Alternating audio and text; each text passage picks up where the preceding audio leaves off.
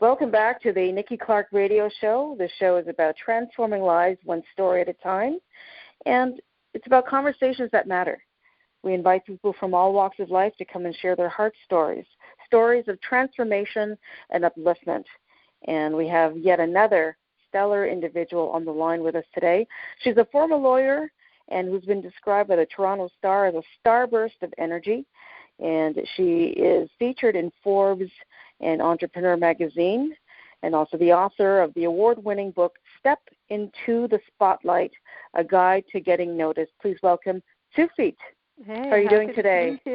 Happy to be here. Stellar individual, not too shabby. Yeah, not at all. Awesome. Welcome to the show, and thank you so much for your time. I know you're very busy. So, TSUFIT, let's get right to it. Tell us a little bit about your background. Okay, so I'm a little kid, right? I'm, 4, 5, 6, whatever age. And I always loved to sing, and I used to watch, all the hokey TV shows they had at that time, and I wanted to be on TV, and I wanted to be a singer, and used to put on shows with the neighborhood kids.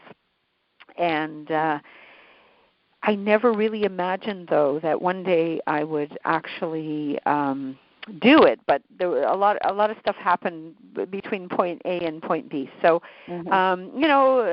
obedient little kid, went to school, good marks. In those days you had 3, 4 career choices: either become a doctor, lawyer, an accountant, or marry one, or else you could be a teacher or a stewardess, as they called them in those days, right? I guess they're flight attendants now. Flight attendant, yeah. So definitely not stewardess or flight attendant material, even though I love to travel. So anyway, I used to watch Perry Mason and whatever other shows they had at the time, and I thought, lawyer, I like that. I used to be in the debate club. So I became a lawyer, but what I really wanted to do was to, be like, Barbara Eden in I Dream of Jeannie or Bewitched or whatever. I wanted to be on TV. Okay. So I did what you're supposed to do, because that's what good girls do. And so I went to school and I went to university. But on the side, when I was in university, I did do shows. Like I did shows at the university. I did when I was younger, even in high school. I did community theater. I picked up the guitar and started singing with another girl from school, and we put on shows. And I guess back in those days, it never really occurred to me, but I was getting publicity. Like I was a teenager, and I got the local newspaper to print an article about us with a big photo. I think the title of the article was Singing Schoolgirls Graduation May Break Up Their Act or something, because I was like a couple of years ahead of this other girl. So I was going to university.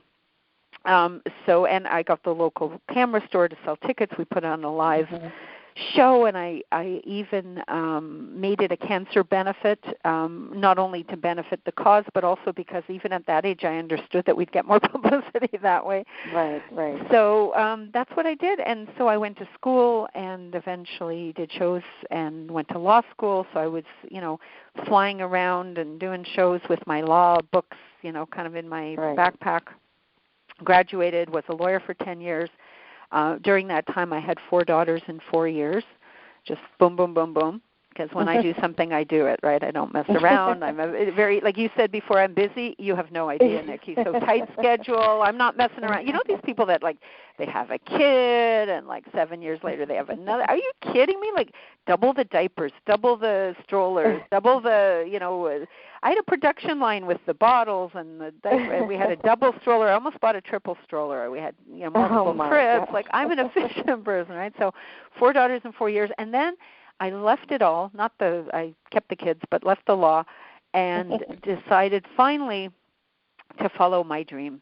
And because I had wanted to do it all along, but it wasn't the practical thing to do. But I finally, after 10 years of being a lawyer, I left law to be a singer, actress, and eventually comedian, although that wasn't really part of the plan. I didn't know that was a part of it. But, so I put out a music CD and learned how to promote, and it eventually, the CD made top album lists on folk radio and also on world radio around the world. Fantastic. Yeah, and articles. That's how I learned about publicity. Even though thinking back to it, I had forgotten at that time that I'd done it as a kid. And what else did I do? I was on a TV show, a sitcom for 4 years, on YTV. So for your listeners in Canada, it was kind of like a tween show, and I played the comedically evil cafeteria lady, Ludmila Kropotnik, you know. So I had this like evil laugh, which they amplified with an echo. It was hilarious. Well, that's so funny. Yeah, and that's what I did. I dared myself to go to a couple of comedy clubs and do open mic nights, and I eventually did a little stand-up on TV. And then one day I said, you know what, this is all great, but I really should feed these kids more than once a week. So I thought, well, how can I use all that stuff that I just described to you and make it into a business? And so I started, because I got inquiries from other performers, but mostly from entrepreneurs, like, how'd you do that? How'd you get the newspaper to write about you? Eventually I got the Toronto Star, you know, did a full-page article. You mentioned a quote from there. So I started teaching people how to get publicity, how to speak in public, how to market themselves, how to get noticed, how to get known, get seen, get heard. And then eventually, as I started to increase my fees, they said, well, can't you just, like, write a book? So I wrote the book that you referred to, Step into the Spotlight, A Guide to Getting Noticed, and then that opened up things even more. Fantastic. So here you're an author, and congratulations on the book. Thank you. You're coaching professionals, entrepreneurs, business owners, authors, speakers, consultants, CEOs, and you're helping them, you know, with their personal branding, getting them into amazing positions and roles. So how do you get started with that? So if I, for example, wanted to come and meet with you, how would you get things started to get me on the right track of getting noticed? Okay, I thought you were going to say, how did I get started with the coaching, which I was going to say I made it up, because that's true. I mean, like, I have no credentials for coaching, even though many of my coaching, I coach a lot of coaches, and many of them have coaching credentials up the wazoo, like, 10, 15. I have no credentials, and I'm the first person to tell anybody I'm not bona fide, I'm not certified, I'm not credentialed, and still they come.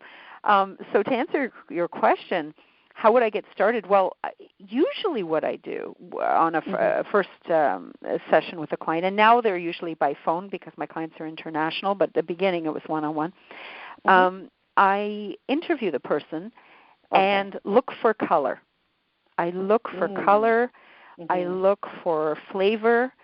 I look for story. I look for an angle.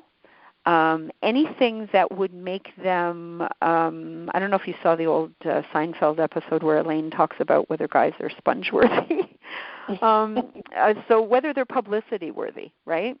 Because, you know, as you know, the media is not interested in the fact that you got a haircut or the fact that you just opened a business yesterday. I mean, unless it's a small local paper and it's their mandate to write about, you know, when Fred's Dogs and Cats opens its door, unless it's that, you got to have an angle. So in a first meeting with a client, generally, if what they're looking for is publicity, sometimes it's not. Sometimes they want to be able to speak in public, or sometimes they want to brand their business in a particular way or themselves. But actually the truth is actually not only for publicity but for branding as well. We do look for the story. We do look for the angle. I can give you a couple of examples of that if that would help. So a couple of clients of mine, one of them named Susan, came to me. She had kind of like a speaking bureau, and she also did a bit of training. And she was invited to speak to a group of professional speakers, but she herself was not a professional speaker. She just had this bureau. And she came to me with a dry, boring speech and said, "TSUFIT, this is a dry, boring speech. Like, help me fix it up." So first thing I did, instead of looking at the speech at all, was I asked her about her life. And I, from interviewing her, found out that when she grew up on a tomato farm. And when she was just like 8 years old, she used to help her dad pick tomatoes and take them to market. Like, the two of them would go and sell them there. And I said, well, you know, maybe we could use that as an analogy. Because remember, I told you I'm always looking for color and for story. So I said, well, maybe we can use that as an analogy. Maybe we can say that speakers are kind of like tomatoes. And what you do now, so you'll tell your story of growing up, and what you do now is like what you did as a kid. You were hunting for tomatoes, and some, like speakers, are still too green for market, right? or they're still seedlings. And others are ripe and plump and juicy and ready for market. And like speakers, sometimes they're just plain rotten. And so she used that analogy next time she went to a networking event. You know how you go to those networking events and they give you like 30 seconds at the microphone? So she told that story in 30 seconds. We worked on, cutting it down to 30 seconds. And she said there was a lineup of people waiting to speak to her afterwards. And I'll just give you one more quick story. Another client, Heidi, she still runs a graphic design firm. And so they make brochures, they make business cards, they make websites and books and all these things. And I said to her, well, everything you just described to me, Heidi, except the books, is something that, everybody's neighbor and brother-in-law and dog walker also does, right? And, you can even do it yourself at home. The only thing I heard you say in that long list that not everybody does is making books. So we switched her business name to wemakebooks.ca. That's still her business name today. And I found her story, which was I interviewed her and asked her, where were you born? Where did you grow up? Well, she grew up in the Swiss Alps at the top of a mountain in a 600-year-old farmhouse. I can't even imagine the 600-year-old farmhouse. Like Heidi in the Swiss Alps. Heidi in the Swiss. Well, I kind of gave away the punchline here because usually when I tell this story, I don't tell people what her name was. But because I told you Susan, I told you Heidi. But I kind of killed my own story. But here it is. So forget the Heidi part. Her name wasn't Heidi. Anyway, so she's at the top of the hill, but she loved books, and she used to go down the hill to the library because she didn't have any books and get her favorite book. And I said, before, I tell the punchline, I said, well, wouldn't it be cool if we said that your favorite book was Heidi? Because that was her name too. Okay, so there's a pun. Anyway, and she said, TSUFIT, it was. Actually, that was her favorite book she grew up with, right? So we told that story. She told that story. Again, people that, if there were 10 women in a circle at one of these events, people that never would have asked her before, all asked for her card after that. Why? Because now she became memorable and she decided to focus on the books. Now, it doesn't mean that she doesn't still do brochures and postcards and websites. In fact, she did the postcard for my book, but she doesn't say all that, right? She just tells her story, and she just talks about the books, which is the one thing that it makes her more memorable because not everybody, does that. Excellent. And so when people come to you and you're doing a needs assessment, you're looking for the color, like you said, you're looking for the story, and they're coming back to you, they're giving these raving testimonials and how people are gravitating to them. How does that make you feel about, pursuing this passion work of yours?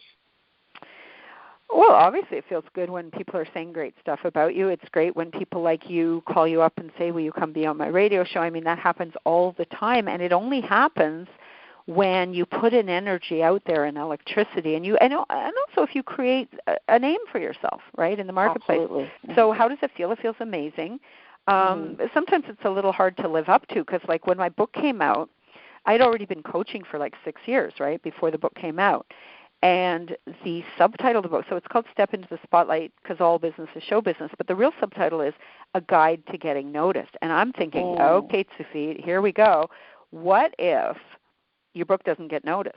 I said to myself, right? Like, then all of a sudden I'm a fraud and nobody's going to hire me, nobody's going to want me, because how can I publish a book? How can I get a book out and nobody's reading it? So thank the Lord I did all the things that it says to do in my book, and the book did get noticed. The one thing I will admit that I did, in the book, I tell people not to hire a publicist, but I felt so much pressure to get this book noticed, I thought, you know what, I'm going to disregard my own advice, and I did hire a publicist. Okay. And you know what? The TSUFIT who gave the advice in the book was righter than do what I say, not what I do, because it was a huge, huge waste of money. Got a couple of things that, not at all what I expected. I was able to get a lot more before that on my own, and since then it was even an article where, the person said she couldn't get it, and later after, I finished with the publicist and I kind of took it on myself, I was able to get an article in that publication. Anyway, so how did I feel? I felt, kind of pressured around that, but now it's been all these years, and I get testimonials for the book, and I get and the other thing that helped with the book was getting recognition of not only my peers, but the people.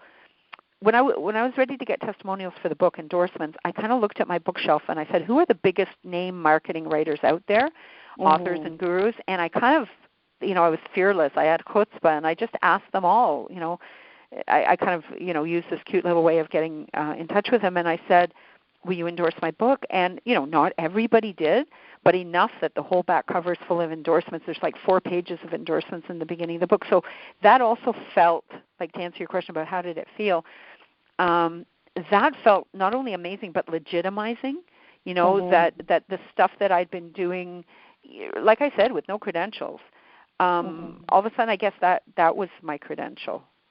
Absolutely. And I love this tagline, because all business is show business. Yeah.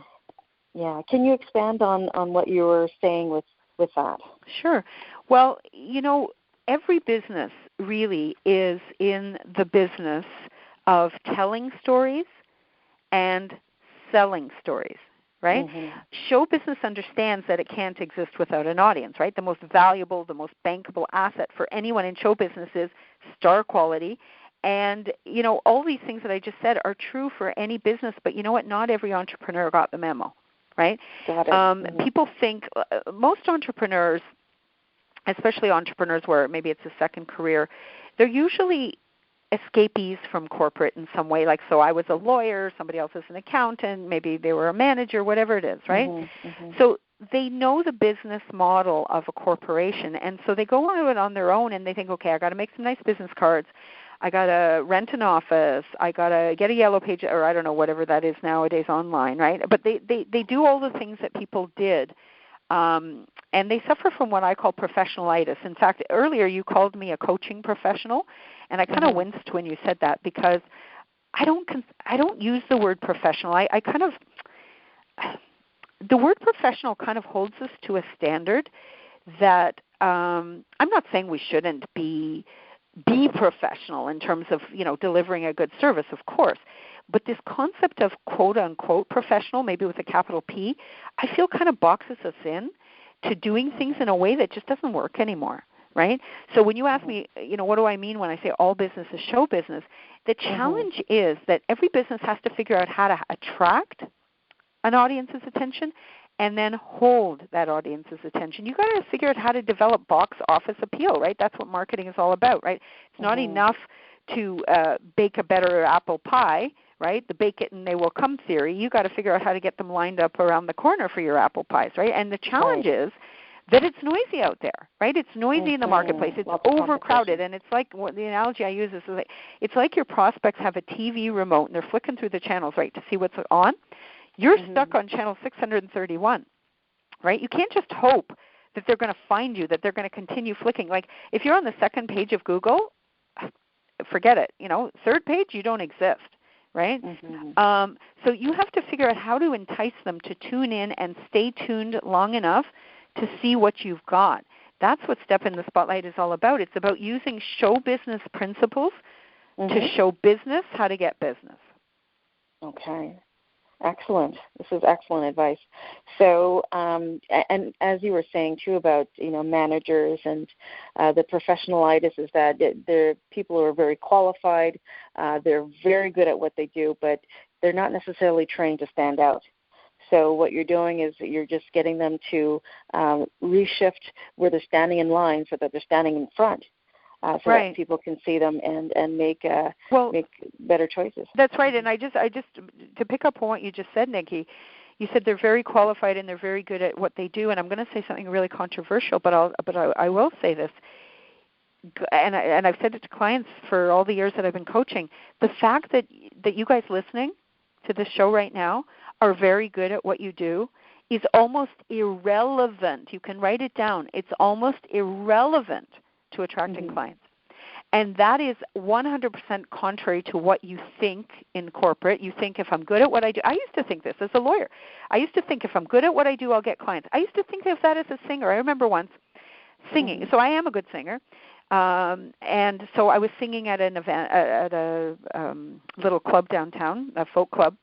And I thought my job was to, I think I was 3 nights in a row, I thought my job was to show up and be really a good singer and very entertaining. And that's what I did. I showed up for 3 nights. I was a very good singer, very entertaining. And then the owner of the club comes up to me and said to me something that, you know, it's kind of life-changing when you think about it, and I didn't realize it at the time. She said, TSUFIT, you got to bring your own audience. I'm thinking, what? Like, it's your club. It's your, like, what are you talking about? Job. It's your job. I show up. I'm a good singer. What more do you want from my life, right?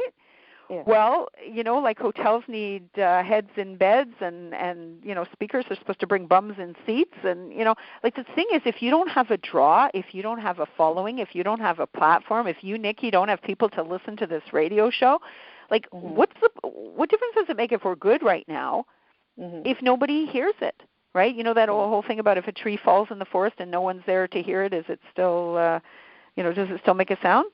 No, it doesn't. Right? Like it doesn't, because it's all relative. So the fact that you guys listening are thinking, well, you know, I was a manager for 17, you know, or 27 years at IBM, and I'm great at what I do. And yeah, you know what? That isn't going to bring you any clients. I had clients, sisters who used to bake these great brownies in their gift baskets, and I said, well, what distinguishes you? What makes you different? And they said, well, we make great brownies. I said, so. Like, how's anybody going to know? Like, what's the angle? What's the story? What's going to bring people? And it's not usually about the quality. And it's not, better isn't better. Different is better. Yeah. I'm seeing that now. Because as a consumer, I'm going out and like everyone does, and I'm buying products, and I, for example, if I go into a beauty store and I'm picking up 2 lipsticks, for example. It's the same shade, pretty much the same quality, but the marketing is different. Yeah. And I'm gravitating to one that appeals to me because it has a bit more bling on it, it has my favorite color on it, and I like maybe a matching compact that comes with it. So it's not that they're better or one isn't better than the other, but one appeals to me more. So well, you know, really, the other thing there, sorry to interrupt you, but I bet the name influences you too. I mean, not everybody looks at the name, but you know, a nail polish is also, that's a job I would love to have, by the way, Nikki. I would love to be the person that sits there with lipstick and nail polish, and all day long I get to make up names, like Sex on the Beach. I'm pretty sure there's a, you know, I know it's a drink too, but I think there's probably a nail polish with that name, you know, or there's got to be. Rumba in Rome, or, you know, like, oh my God, you know, Nearly Naked for a soft nail polish. Like, oh my God. I have that color. In fact, actually, I'm glad you mentioned makeup, because it's only something I wear if I'm on TV. But the reason I'm glad that you mention it is because naming it reminds us that we really have to be that creative with our own stuff, right? We have to name every show that we, you know, if you have a radio show, you have to name it. If you have a program, like I have 3 programs, right? I have the foundational step into the Spotlight program, which I call Spotlight 101. I've got the book creation workshop. I've got 30 seconds in the Spotlight. My book needed to have a name. My CDs, I've got 20 different. They had to have names. Even a little service that you offer should have a name, because that may be what distinguishes somebody choosing you from somebody else, right? You can't bore people in business, right? If your business name is excellent construction service, or let's say excellent computer services, right? Well, you're competing now with Nerds R Us, right? Now it's the same thing, but it's just a better name. And in fact, there was this handyman, Haley Warren, I think is his name, and he was kind of out of work and bankrupt. I think he had, or maybe almost bankrupt. He had some kind of injury. I never get the facts exactly right, so nobody rely on me. The facts, don't fact check me. But the moral of the story is always right. So I'll make up some facts, and they'll be more or less true, probably less, but the moral will be right. So here's the story. So this guy had this handyman service. It wasn't going anywhere. He wasn't doing that well. All of a sudden it comes to him, and I don't remember which one of these 2 names came to him. It was either Rent a Husband or Husband for Hire, one of those 2, and then the other one I probably followed. But what a brilliant way to draw attention to what is really a generic service, right? It's really a interchangeable commodity type of service. Like, you go walk your dog and you see on the communal mailbox there'll be a handyman and he charges like $15-20 an hour and he's got all these tags, right? But if you come up with a name for yourself, he ended up getting national publicity, and I think he ended up, I don't know if it was Good Morning America or one of these big TV shows, all just from an inspired idea of what you call something. And that's all part of personal branding, marketing, angle, story. It's all related, and it's all show business too, because you don't have movie number 2. Have you ever gone to a movie called Movie Number 2? Or, no. They used to, Bach and Mozart and all the, Opus in G number 2 or what, people, no. Now people name a song, you name a movie, you name a show, and if you're smart as an entrepreneur, you name your service. Absolutely. Wow. Lots of pearls of wisdom from you, TSUFIT. Thank you so much. I'm just like blown away. I would love to know, and I'm sure the listeners would like to know, how do you get a copy of the book, Step into the Spotlight? Okay. You can go to, and this is something your listeners should also do, you can go to www.spotlightbook.com. spotlightbook.com. And when I meant it's something your listeners should also do, I didn't mean only go buy the book, which obviously you should. What I meant is take a URL, go to GoDaddy or wherever, spend $10 a year, and get a URL. So instead, I didn't send you to Amazon.com/2390 ISBN. Like, I didn't try to tell you this whole long thing. Spotlightbook.com. So what is it? I bought a forward at GoDaddy. I send it to the Amazon page when people ask me how they buy the book, and I forward them. Same thing with my LinkedIn group, right? Instead of linkedin.com/478, whatever the number is, I can send you to spotlightgroup.biz, B-I-Z. I lead a community of over 11,000 entrepreneurs there. If you tell me that you know Nikki, you're welcome to join us. And if I may, Nikki, you didn't ask me, but may I be permitted to tell them how they can get some free tips about how to describe what they do in 30 seconds? Absolutely, yeah. Sure. You can go sign me up. You can go to www.spotlightsecrets.com. Again, a forward, spotlightsecrets.com with an S at the end only. And I can't sign anybody else up. So, Nikki, you go there yourself. You put in your name and your primary email. Then a second form will come up because in Canada we have strict anti-spam laws. A second form will ask you your name and email again. Make sure you don't misspell it the second time. Most people do. And put your country, and you will get a series over a long period of time of really tiny little short tips on how to stand out. Excellent. I love it. Thank you so much. My pleasure. TSUFIT, it's been just awesome listening to you. You've got a wealth of information. You are bright, bubbly, and upbeat, definitely. And how do your children feel? Your 4 children feel about what you're doing now? You know what? They're pretty excited. There was this TV documentary years ago where my kids were all little, and I really agonized. I didn't really want my kids, to be exploited on TV at that young age. But anyway, finally they each said one little phrase, and it just shows them that they can do whatever they want to do in life, and they in fact are. One is in the music industry, one is actually kind of following in my footsteps, another one's a dancer. So. Actually, 2 others are dancers. So, follow that dream, baby. Absolutely. Keep reaching for the stars. Thank you so much, TSUFIT. You've been listening to the Nikki Clarke Radio Show, and we've had the pleasure of listening to TSUFIT, author of the award-winning book, Step into the Spotlight, and she's got a lot of amazing nuggets for you, 30 seconds on how to get noticed, how to stand out, and how to win an audience, and you'll be just amazed with her brilliance. So thank you again, TSUFIT. And where can people reach you on social media? I would just say go to the LinkedIn group and send me a private note there. So www.spotlightgroup.biz, or I'll give you an email. You can go to info@TSUFIT, TSUFIT.com, info@TSUFIT.com. Beautiful. Thank you so much, TSUFIT. You've been listening to the Nikki Clarke Radio Show, transforming lives one story at a time. See you next time. Thank you. Bye-bye.